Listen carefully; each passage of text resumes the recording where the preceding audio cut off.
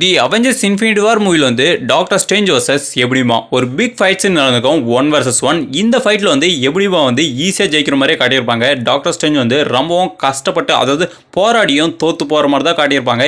ஈஸியாக எப்படிமா வந்து நம்மளோட டாக்டர் ஸ்ட்ரேஞ்சை லாக் பண்ணி அவரோட ஃபேஸ்ஷிப்க்கு வந்து அழைச்சிட்டு போயிருப்பாரு.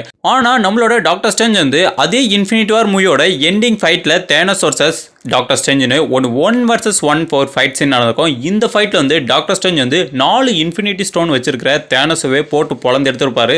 அது மட்டும் இல்லாமல் தேனோஸ்க்கு டஃப் கொடுத்து கடைசியில் ஜெயிக்கிற நிலைமையிலையும் நம்மளோட டாக்டர் ஸ்ட்ரேஞ்ச் வந்து அயன்மேனுக்காக அந்த ஸ்டோனை வந்து கொடுத்துருப்பாரு. இவ்வளோ பவர் இருக்கிற டாக்டர் ஸ்ட்ரேஞ்ச் வந்து எப்படி எப்னிமா கிட்ட ஈஸியாக டிஃபீட் ஆனார்னு பார்த்தீங்கன்னா இதுக்கான ஒரே ஒரு ரீசன் தாங்க இருக்கு.